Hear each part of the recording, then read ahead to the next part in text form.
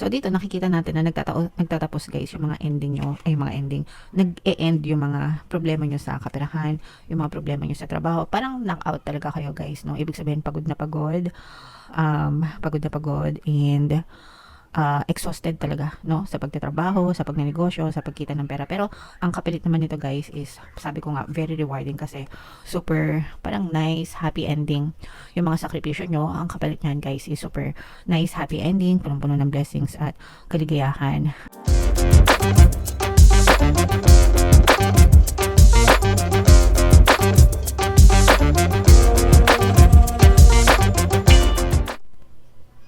Hello guys, hello mga kapiksi, money reading tayo ngayon for December 2025 para sa Capricorn, Sun, Moon, Rising, Sign, and Venus. Money, money, come to me. Mga kapiksi, palagi nyo lang i-offer. And by the way guys, naka-upload na sa ating YouTube channel yung inyong 2025 kapalaran para sa bawat zodiac signs. Kung hindi nyo pa napapanood, punta lang kayo dun sa ating homepage mga kapiksi. Hanapin nyo lang yung video para sa zodiac sign nyo. So, unahin natin tong deck na to guys. Ito yung ating mga money manifesting techniques, no? Para sa inyo. So, we have money. Leave a bank note, either a real one or a photocopied one in front of a mirror. So, you can see its reflection. More money will begin to flow toward you as a consequence. So, comment down below guys sa mga nakagawa na nito, mga kapiksi, no? And i-explain pa rin natin siya para sa mga bagong viewers natin. So, yung pera, guys, no? Pwedeng fake money, play money, pwedeng totoong pera. Kung may salamin kayo sa bahay, guys, no? Idikit nyo, mga kapiksi, para makita nyo yung reflection. And as a consequence, more money will begin to flow toward you. You have to incorporate a belief, no? Kailangan lagyan nyo siya ng belief na kapag ginawa nyo yan, magmumultiply yung pera papasok sa inyo kasi 'di ba yung salamin mga kapiksi nagre-reflect, 'di ba? Dumodoble. So the more na pagka meron kayong dumodoble, nagre-reflect. So as a consequence, dodoble din yung pasok ng pera sa inyo, mga kapiksi. So, again, it doesn't matter kahit Xerox copy, kahit play money or totoong pera. Kung totoong pera, mga kapiksi, lagyan nyo ng tape, no? Or kahit fake money or play money, lagyan nyo ng tape para dumikit, para hindi lipa rin. Tapos, sabihin nyo sa mga anak nyo, wag dukutin. Okay? So, yeah. So, yan ay isa sa mga money manifesting technique para sa inyo guys. Comment down below if ginagawa nyo yan and if meron na kayong mga nakitang resulta, mga kapiksi. Alright? Okay, so ngayon naman, tingnan natin yung money energy nyo guys, Capricorn for December. Shuffle natin to. Habang sinashuffle ko to, panoorin nyo muna yung video natin regarding sa ating paano mag-manifest ng abundance video course.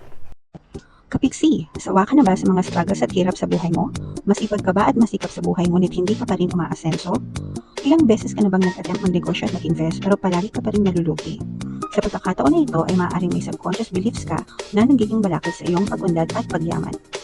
Introducing, paano mag-manifest ng abundance video course.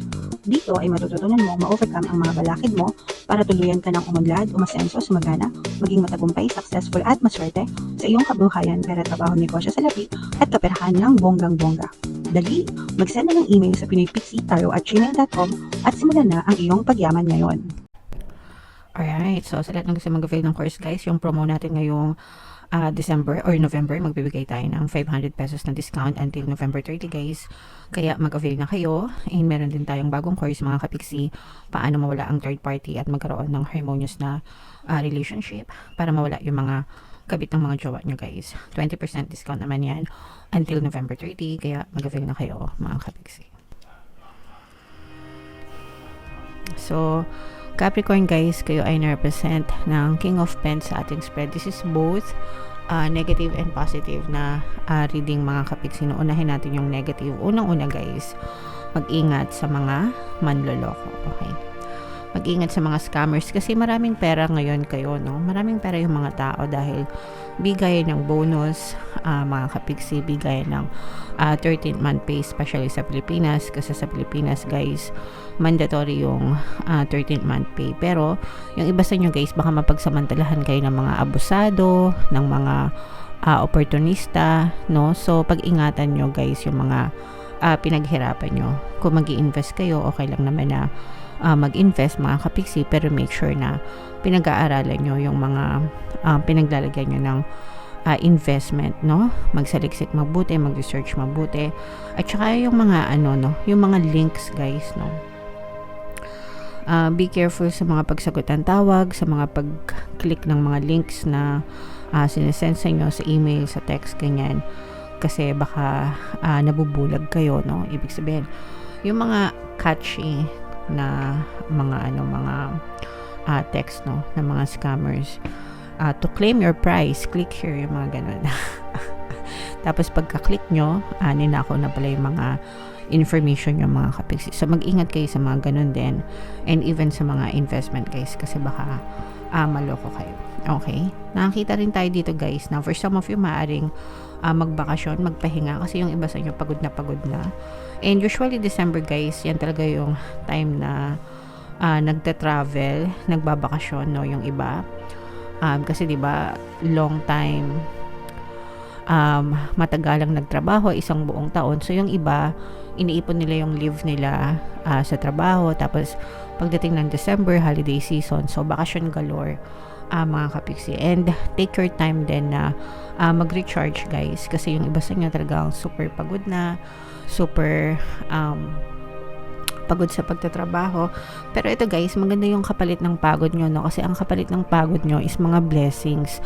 So yung mga sakripisyo nyo, mga kapiksi, hindi naman yan nauuwi sa wala guys, kasi talagang super pinagpapala kayo, and kumbaga ma-enjoy nyo naman bandang dulo yung mga bunga ng pagsisikap nyo sa buong taon. So let's say yung pinaghirapan nyo ng 1 year, di ba, pagdating ng 13th month, yun na yung yun na yung mga rewards nyo guys, na nakikita nyo na yung mga bunga ng pinagsikapan nyo. So kahit pa paano, fulfilling din para sa inyo mga kapiksi.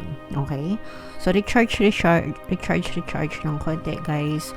Magpahinga, no, you're being advised. Yung iba sa inyo mga kapag bakasyon, parang mga staycation na bakasyon, yung iba travel mga kapiksi.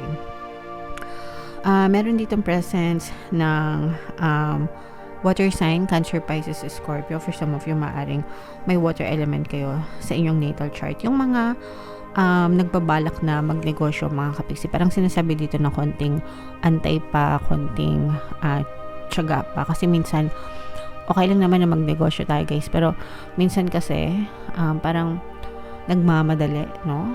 Hindi masyadong pinag-isipan, hindi masyadong naplano yung business plan, di ba? So make sure na ayusin nyo munang mabuti, wag muna kayo magmadali mga kapiksi, and kapag enough na yung information na kailangan nyo kung paano magpatakbo, and you have enough plan, ganyan, enough capital, tsaka nyo na i-push. So wag kayong magmadali mga kapiksi. Pero yung iba sa nyo, nagpaplano na magnegosyo, lalo na kapag nakuha nyo na yung mga 13th month nyo, 13th month ganyan, mga bonus. So yeah, and this is abundance of happiness guys. So nakikita natin na magdadala talaga ng more family time mga kapiksi, and magdadala ng lubos na kaligayahan sa pamilya nyo, no? Yung mga bonus nyo. Syempre, hindi lang kayo masaya, pati yung mga pamilya nyo mga kapiksi. So dito nakikita natin na nagtatapos guys yung mga ending nyo, nag-e-end yung mga problema nyo sa kaperahan, yung mga problema nyo sa trabaho. Parang knockout talaga kayo guys, no? Ibig sabihin pagod na pagod, and exhausted talaga, no, sa pagtatrabaho, sa pagnenegosyo, sa pagkita ng pera. Pero ang kapalit naman nito guys is, sabi ko nga, very rewarding, kasi super parang nice, happy ending yung mga sakripisyo nyo, ang kapalit niyan guys is super nice, happy ending, punong-puno ng blessings at kaligayahan, kasama ng iyong mga pamilya, mga kapiksi. At saka feeling ko guys, nagtutulungan din kayong pamilya, no? Lalo na kung meron kayong mga family business, or kung wala mang family business, parang tulong-tulong kayo sa paggastos. So let's say for example, ikaw nagtatrabaho ka, tapos meron ka asawa, nag-online selling, o kaya meron ka adult na anak na tumutulong sa paggastos, ganyan. So tulong-tulong kayo mga kapiksi, and talagang nakaka-recover kayo sa mga pagod nyo, nakaka-recover kayo sa mga pagsubok and challenges na pinagdaanan nyo kung kayo man ay may mga money problems guys, okay? And ito yung simula ng pagbangon ulit nyo guys, no? So ito, ano na to, no? Parang rehearsal mo na for 2025, mga kapiksi. Parang yung may ipon mo ngayong December ng 2024, yung mga bonus mo, 13th month mo, ganyan. Parang iniipon mo na siya, panimula mo para sa magandang simula ng 2025 guys. Kaya i-mind mo na yan sa comment section. Mind, bagong simula, recovery. Malakas talaga yung energy na yung iba sa inyo magne-negosyo. And actually guys, pag nagnegosyo naman kayo, parang nagpaparamdam dito na magkakaroon kayo ng progress and tagumpay kapag kayo ay business mga kapiksi. So very progressive naman siya, pero wag masyadong madali guys. Kumbaga hinay-hinay lang, one step at a time. Kaya ninyo muna, let's say, kasi baka mamaya malakihang bulto or what, naiintindihan nyo ba ibig sabihin? So kumbaga start small mga kapiksi. And kapag okay na, na-test mo na yung market, and okay naman, di ba? Tsaka mo na siya i-push, i-full blown, mga kapiksi. Okay? So, start small, pero yung small mo, guys, malayo yung mararating nyo and magtatagumpay din kayo, especially sa business, mga kapiksi. Okay? So, ito guys, i-mind nyo na yan. Good energy sa business, sa negosyo, sa investment, itong abundance of happiness, sa loob ng family, mga kapiksi, no? Parang damay-damay kayo, and recovery sa inyong kabuhayan. And yung sa negative naman guys, iwasan yung ma-scam. Okay? Para hindi kayo ma-scam. Okay? So, lahat ng positive guys, i-mind nyo na, mga kapiksi, comment down below if naka-resonate kayo. And ito yung ating 2025 kapalaran guys, panoorin nyo na. Ito naman yung ating success stories ng paano mag-manifest ng abundance video course.